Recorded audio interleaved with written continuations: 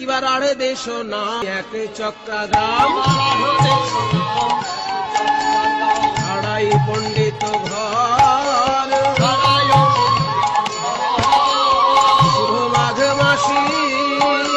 শুভ মাঘ মাসি শুক্লা ত্রয়োদশী জনমিলা হল ঘর জনমিলা হল বলরামের জন্ম হল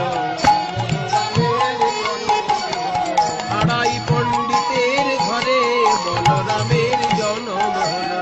আড়াই পণ্ডিতের ঘরে